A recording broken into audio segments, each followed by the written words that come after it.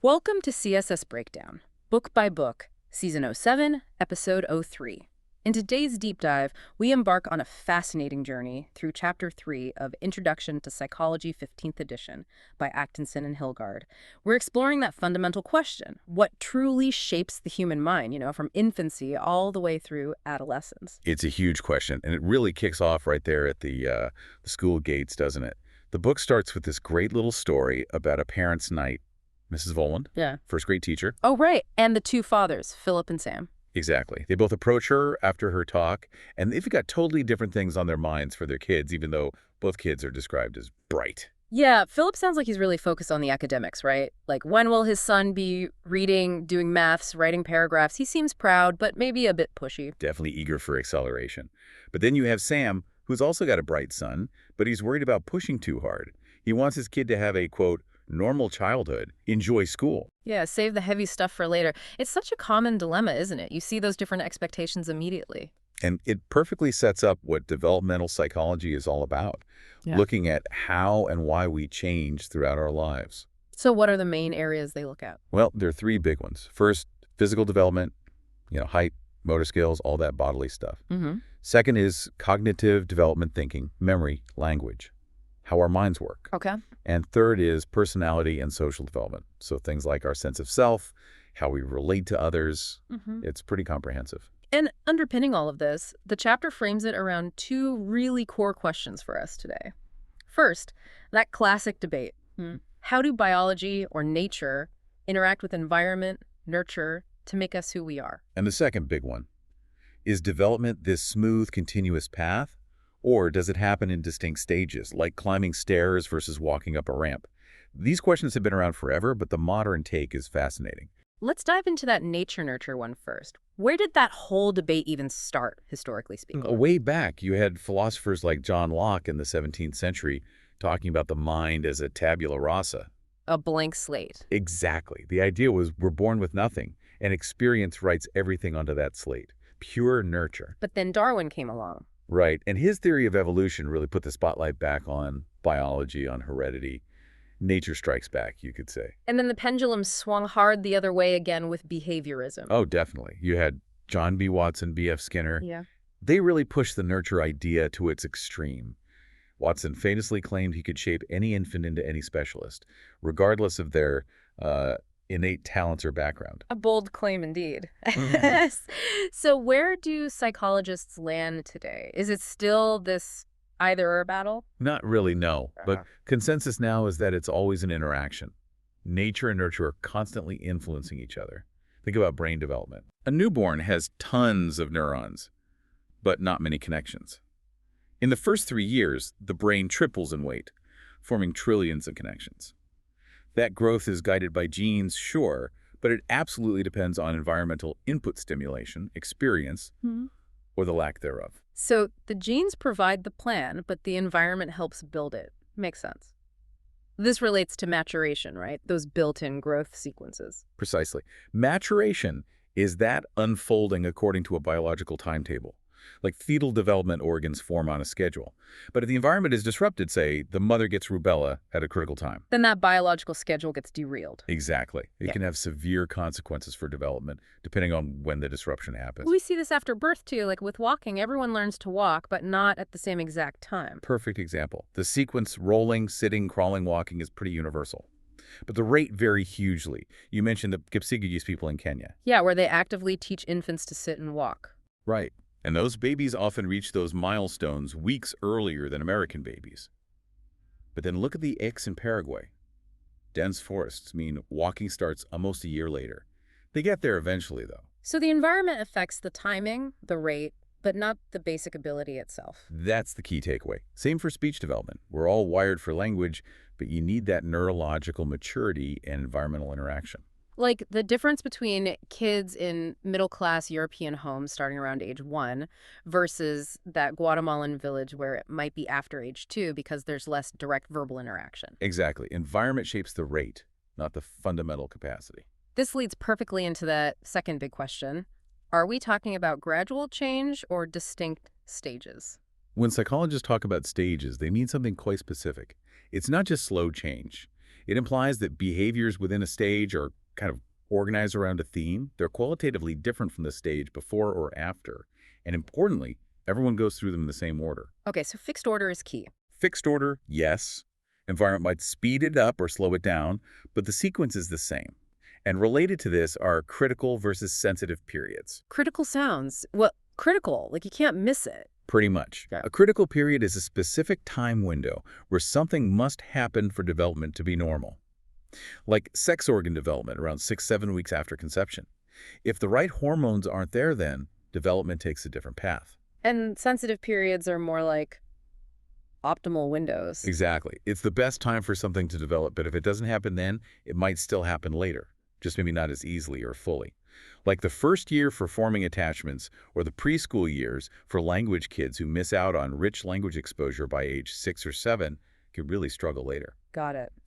So foundational concepts laid out. Now let's tackle that old view of newborns, William James's buzzing, blooming confusion. You're saying that's just wrong. Completely overturned by modern research.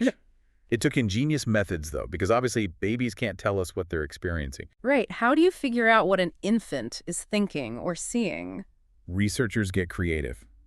They might carefully change something in the environment and watch for subtle responses, changes in heart rate, sucking patterns where baby looks. If an infant consistently looks longer at one picture than another, we know they can tell the difference and maybe even prefer one. Clever. So what have these methods told us? What's a newborn's world actually like visually? Well, their vision is actually pretty poor at first, very nearsighted.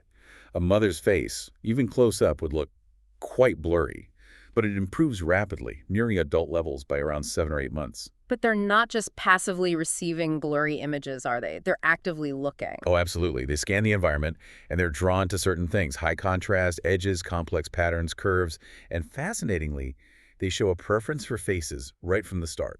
Faces. Like any face. They prefer looking at a drawing of a normal face over a scrambled one or a blank one. Some studies even show newborns prefer happy expressions over fearful ones. It suggests our brains are kind of preset to orient towards faces, which is crucial for social connection. But not specific faces yet, like recognizing mom? That detailed perception and preferences based on culture or race seems to develop a bit later, maybe around 3 months. Initially, it's more about the general pattern of a face. And what about hearing? Can they hear in the womb? Oh, yes. We know fetuses respond to loud sounds from about 26 weeks, and newborns will turn their heads towards a sound. Interestingly, that reflex disappears for a bit, then comes back around 3 to 4 months, often with them searching with their eyes too. So they're connecting sound and sight, and they actually learn sounds before birth. The evidence is strong. Newborns prefer their mother's voice to a stranger's. And that famous study. They even preferred stories their mother read aloud during the last weeks of pregnancy. Wow, that's incredible. Isn't it? They also pick up on language rhythms. French newborns could tell French from Russian, apparently based on the rhythmic differences. And baby talk, or motherese, that high-pitched, sing-songy voice adults use, is there a point to it? There really is. Infants consistently prefer it. It seems to help them identify word boundaries in the stream of speech. And by 6 months, they can even tell the difference between approval and disapproval tones just from the intonation. They're really sophisticated listeners. What about taste and smell? Also remarkably well developed at birth. They discriminate tastes. You see different facial expressions for sweet, sour, bitter. Same with smells. They'll turn towards pleasant ones like vanilla and away from unpleasant ones like rotten eggs. And they can recognize their mother's smell? Yes. Breastfed infants quickly learn to prefer the smell of their own mother's milk pad over another mother's. It seems there's an innate preference for the smell of breast milk generally. Makes good evolutionary sense, right? Helps them find food and avoid bad stuff. Absolutely. Okay, so forget buzzing confusion. They see, hear, taste, smell, but can they learn and remember? That was another old assumption, that they couldn't. Another myth busted. Newborns can learn very quickly. There was a study where babies just hours old learned to turn their head right or left for a sweet drink, depending on whether they heard a buzzer or a tone. They learned it fast. And memory kicks in pretty early, too. Definitely. By 3 months, infants in another classic experiment remembered which leg to kick to make a mobile move, even after an 8-day gap. 8 days is a long time for a 3-month-old. It is. And remember the prenatal stuff preferring mom's voice, the familiar story? That's memory, too. A cat in the hat study. That's the one. Babies whose moms read Cat in the Hat aloud while pregnant preferred hearing that story after birth, even read by someone else. Clear evidence of prenatal learning and memory. So the overall picture is the newborn is incredibly competent, ready to engage, perceive, learn right from the start. Exactly. Far from a blank slate or being confused, they are active participants from day one, which sets us up perfectly to talk about cognitive development and specifically Jean Piaget. Ah, Piaget. Probably the biggest name in cognitive development. He saw kids as little inquiring scientists, didn't he? That's a great way to put it. He was fascinated by how children's thinking develops through this interaction between their maturing abilities and their experiences with the world. He didn't see them as passively absorbing information, but actively constructing their understanding. Through building these mental frameworks, Yeah. schemas. Right. Schemas are like the basic building blocks of thought, the child's theories about how things work, and that use two key processes to develop them: assimilation and accommodation. Okay, refresh my memory on those. Assimilation is when you try to fit a new experience into an existing schema, like a toddler calling a horse a doggy because it fits their current four-legged animal schema. Yeah. Accommodation is when you have to change or adjust your schema because the new information doesn't quite fit. So the child learns horses are different from dogs and creates a new schema or modifies the old one. It's this constant back and forth that drives cognitive growth, according to Piaget. And he proposed those famous stages. Let's walk through them. First up is sensorimotor. Right, from birth to about age 2. This is all about infants discovering the world through their senses and actions, learning basic cause and effect, like if I shake this rattle, it makes noise. A huge milestone here is object permanence. The idea that things still exist even when you can't see them. Piaget thought this came later, right? Around 8 months. He did, based on his observations of babies not searching for hidden objects, but later research challenged that. How so? Using different methods, like showing babies an impossible event, a screen seemingly rotating through a hidden box.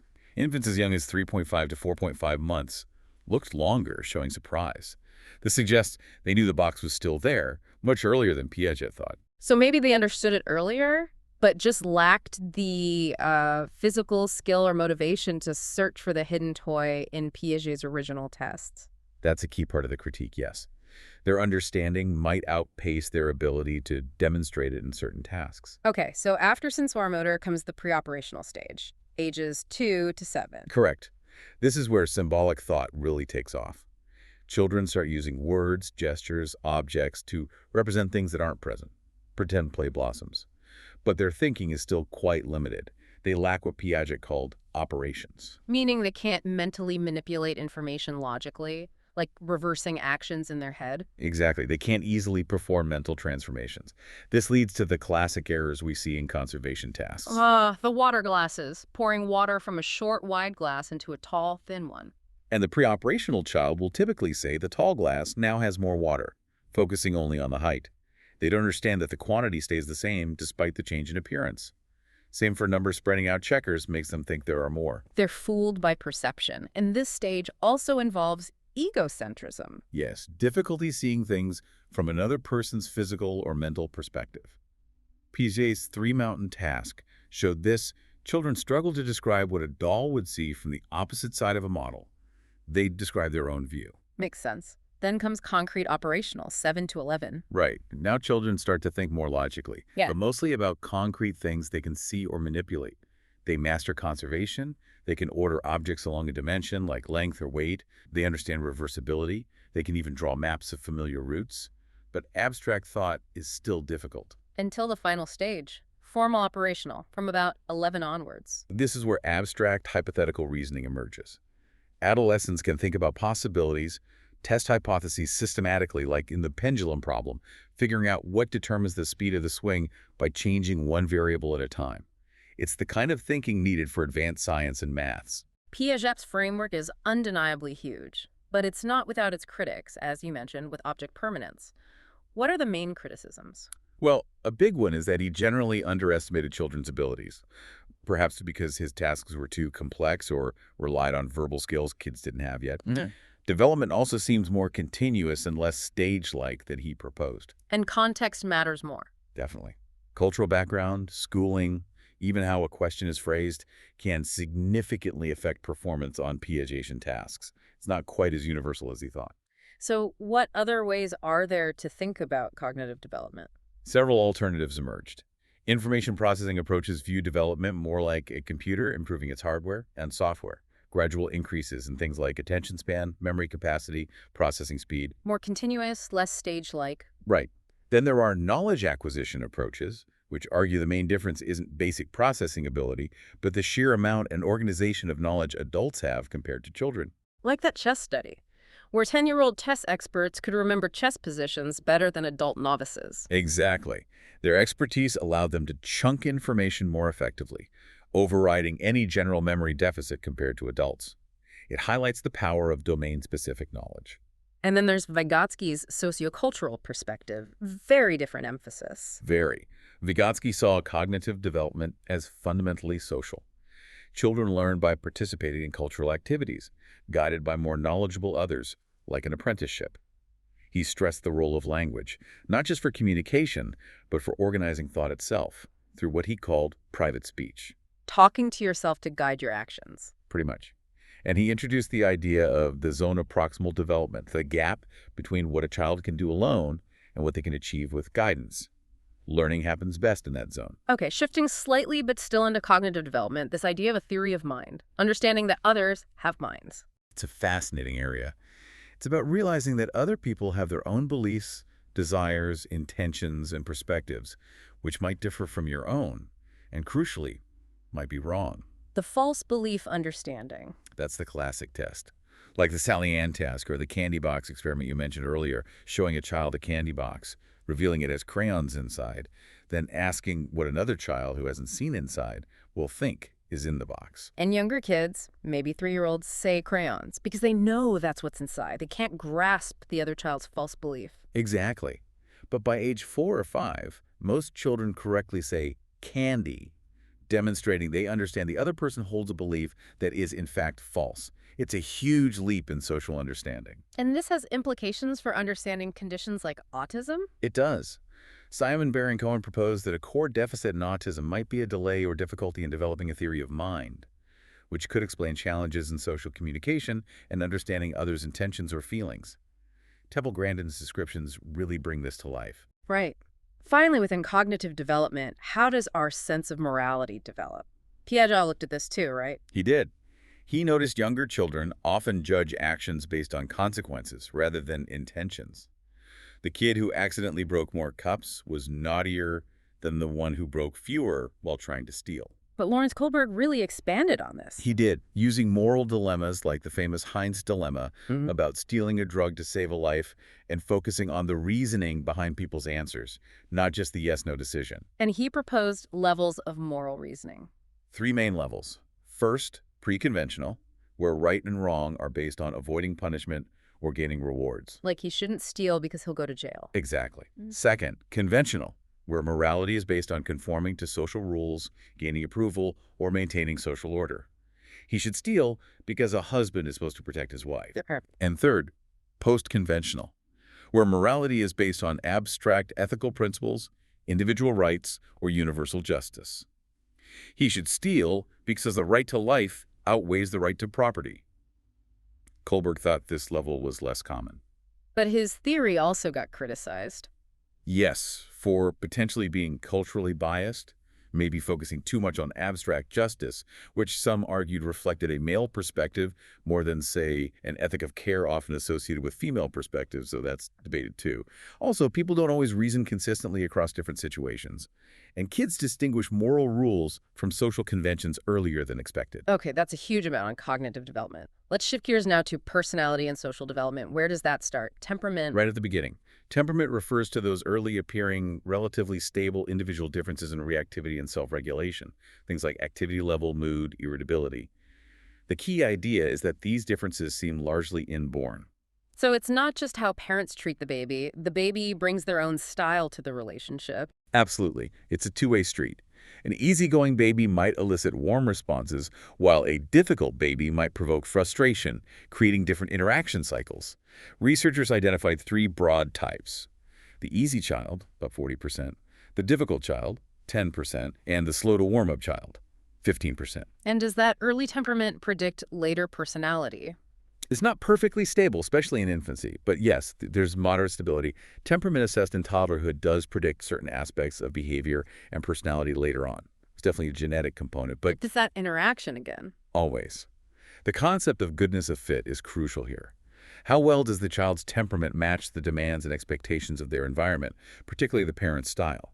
A difficult child might struggle in one family but thrive in another that's more patient and adaptive. Makes sense. What about early social behaviors, like smiling? Smiling seems innate. Hmm. Even blind babies smile around the same age, about 2 months. It's a powerful tool for connection. Babies also imitate facial expressions right from birth. These aren't learned. They seem wired in to help form that parent-child bond. And then those anxieties appear stranger anxiety and separation anxiety. Yes, typically in the second half of the first year. Stranger anxiety around 7-8 months, peaking by the end of the year. Separation distress often peaks a bit later, maybe 14-18 months. Why then? What's changing in the baby? It's likely linked to cognitive development. Improved memory means they can better distinguish familiar from unfamiliar and remember the caregiver when they're gone. Also, as they become more mobile, the psychological function of attachment might shift slightly. Interestingly, the timing is quite consistent across cultures. Which leads us nicely into attachment itself, that strong emotional bond. The old idea was just about food, right? Yeah, the cupboard love theory. But that was blown out of the water by research like Harlow's monkey studies. Ah, the wire mother versus the cloth mother. Exactly. The infant monkeys overwhelmingly preferred the soft cloth mother for comfort and security, even if the wire mother provided the milk. It showed contact comfort was crucial for attachment. A landmark study. So how does this apply to humans? Bowlby and Ainsworth. John Bowlby argued attachment is an evolved system ensuring proximity to a caregiver for protection. Mary Ainsworth developed the strange situation method to observe and classify the quality of attachment between infants and caregivers. Right, where the caregiver leaves the room, a stranger comes in, observing the baby's reactions, especially during reunions. What patterns did she find? She described 4 main patterns. Securely attached infants, most common, use the caregiver as a secure base, might be distressed when they leave, but are easily comforted upon return. Okay. Then there are 2 types of insecure attachment. Insecure avoidant infants seem indifferent to the caregiver's departure and return, sometimes avoiding contact. Insecure, ambivalent, or resistant infants are often clingy, very distressed by separation, but then resist comfort, showing anger or ambivalence upon reunion. And the 4th type? Disorganized attachment. These infants show confusing, contradictory behaviors, may be freezing or approaching, then backing away. This pattern is unfortunately more common in infants who've experienced maltreatment or whose caregivers have unresolved trauma or mental health issues. So what leads to these different styles? Is it the parenting or the baby's temperament? It's that classic debate again. Research suggests sensitive responsiveness from the caregiver is key for secure attachment.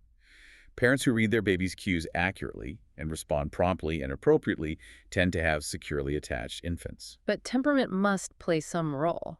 It likely does. An easy baby might be easier to respond to sensitively, but studies trying to disentangle this suggest that while temperament might affect how distressed the baby gets when the parent leaves, it's the caregiver's responsiveness that better predicts the baby's behavior upon reunion, which is the main basis for the classification. So again, it's an interaction. And do these early attachment styles have lasting effects? They tend to be relatively stable, predicting things like social competence and emotional regulation later on, unless there are significant changes in the family environment. But it's tricky. Is it the early attachment itself, or the continuity of sensitive parenting that explains the later outcomes? Probably both. And we need to be careful about judging other cultures using the strange situation, right? Absolutely. The patterns and percentages vary across cultures. What looks like avoidance in one culture might reflect an emphasis on independence in another. The procedure itself might not be equally valid everywhere. Good point. Okay, let's talk about the self. How does a sense of me develop? Self-concept. A key milestone is self-recognition, often tested with the mirror test. Put a smudge on a toddler's nose before about 18 months, they might touch the mirror, but after that, they'll typically touch their own nose. They recognize the reflection as me. And that sense of self gets more complex over time. Much more. It grows to include understanding your body, your continuity over time, your social roles, your private thoughts and feelings. And closely related is self-esteem, how we feel about ourselves. How does that change? It shows interesting shifts. Preschoolers often have wildly positive, unrealistic self-esteem, which is probably adaptive. Keeps them trying new things. Exactly. In early school years, it's still positive. But by middle childhood, around 8 to 12, social comparison kicks in more strongly. Self-esteem becomes more differentiated. I'm good at sport but bad at maths, and more based on comparing oneself to peers. And adolescence. Social comparison is key then, often tied to peer approval. Self-esteem can fluctuate quite a bit in early adolescence before stabilizing. It also becomes more abstract, based on internal traits as well as external achievements. Parental approval and peer support remain really important influences. And for young people from minority groups, developing ethnic identity adds another layer. Yes, navigating their identity within both their own culture and the majority culture can be complex. Some might assimilate, some might distance themselves, some might strongly identify only with their own group, and others develop a bicultural identity, successfully integrating both. Okay, last big piece under personality and social development. Gender. Gender identity versus sex typing. Right, important distinction. Gender identity is your internal sense of being male, female, or perhaps something else. Sex typing is acquiring the behaviors and traits considered culturally appropriate for your biological sex. So how does sex typing happen? Social learning. That's one major theory. It emphasizes reinforcement, punishment, and observation. Parents treat boys and girls differently, give them different toys, react differently to behaviors. Peers are powerful enforcers too, especially for boys policing sissy behavior. But kids aren't just passive recipients, are they? That's the critique, and where the cognitive developmental theory comes in.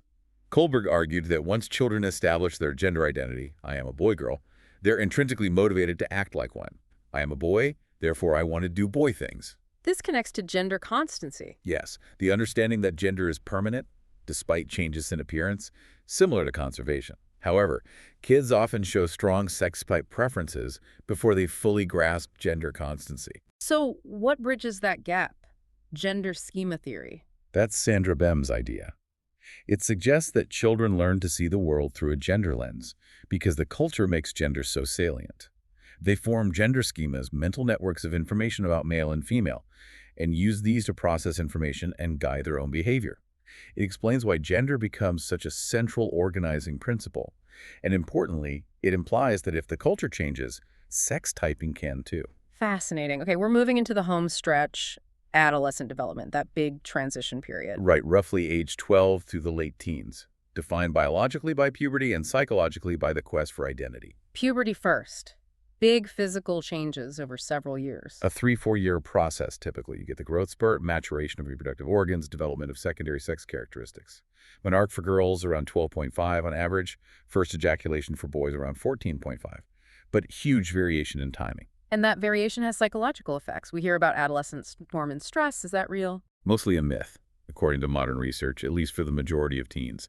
Yes, there's often more moodiness, conflict with parents, and some risk-taking, but serious turmoil is not the norm. Most navigate adolescence without major psychological problems. But the timing of puberty itself matters, early versus late. It definitely seems to. Early maturing boys often get a temporary boost in popularity and self-esteem, but might also engage in more risky behaviors. Late maturing boys might struggle initially, but sometimes fare better in the long run. And for girls, early maturation seems tougher. Often, yes. Early maturing girls tend to report more depression, anxiety, lower self-esteem. They might hang out with older peers, face pressures they aren't ready for, and have more conflicts with parents. Speaking of parents, does conflict inevitably increase? Bickering often does increase, yes, usually over everyday issues like chores or curfew. And closeness might temporarily decline as teens pull away to form their own identity. But this is usually temporary and leads to a renegotiated, more mature relationship. Importantly, parenting style makes a huge difference. Authoritative parenting, warm but firm, being the most effective. Consistently linked to better outcomes, more self-reliance, less delinquency compared to authoritarian, too strict, less warm, or permissive styles. And the central psychological task of adolescence, according to Erikson, is finding identity. Yes, resolving the crisis of identity versus role confusion. Figuring out who am I, where am I going? Erikson saw this exploration, this identity crisis, as essential for healthy development. And James Marcia built on that with his identity statuses, based on exploration and commitment. Exactly. He described 4 statuses: identity achievement, explored and committed; foreclosure, committed without exploring, often adopting parents' values; moratorium, currently exploring, in crisis; and identity diffusion, not committed, maybe hasn't explored. It's a useful way to think about the different paths adolescents take. Okay, a whirlwind tour through development. This brings us to a really provocative final question the chapter tackles. Seeing both sides, how much do parents actually matter in the long run? It's a controversial debate, sparked significantly by Judith Rich Harris. Her argument is pretty radical. Parents have little to no lasting effect on their children's personality, intelligence, or psychological outcomes once you factor out genetics. Whoa. So where does she think the influence comes from? Primarily from peers and the broader culture outside the home. She argues children learn how to behave in different contexts, and it's the behavior learned and practiced with peers that shapes their adult personality.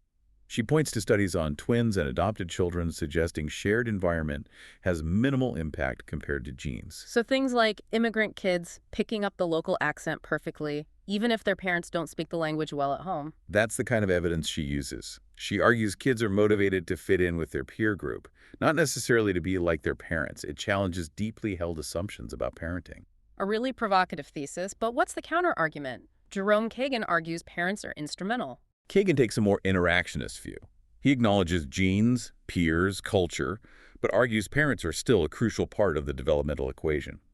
He emphasizes their direct interactions, rewarding, punishing, comforting, stimulating, and also their indirect influence through things like providing opportunities or shaping the child's environment. And he points to evidence, too, like parents reading to kids. Yes, links between parental behaviors like talking and reading to children and later vocabulary or IQ. Also, how children interpret parental actions is key, and the concept of identification children internalizing parental values and standards. He also stresses the powerful influence of social class, which is largely determined by parents. So it's not just genes. Family environment still holds significant weight in his view, especially for things like values and academic orientation. Exactly. Kagan argues that while genes are important, the family environment, including social class and parental interactions, remains a major source of individual differences, perhaps more than specific genes identified so far, especially for certain outcomes. It's a complex interplay, not an either. Wow. This has been an incredible journey through psychological development, right from the surprising abilities newborns have through all the cognitive leaps, the social connections, the identity formation of adolescence. It really highlights the dynamic interplay between our biological inheritance and our experiences, moving way beyond that simple nature versus nurture idea. We've seen how theories like Piaget's provided a foundation, but also how later research added crucial nuance about context, knowledge, and culture. And exploring things like theory of mind, moral reasoning, temperament, attachment, it gives you such a richer understanding of how we become who we are. Absolutely. And ending with that debate about parental influence just underscores that even fundamental questions in psychology are still actively discussed and researched. There are rarely simple answers. It definitely leaves you thinking. As you, our listeners, reflect on all this, maybe thinking about your own childhood or kids you know what stands out, what connections did you make, or what new questions pop into your head about this amazing process of becoming human?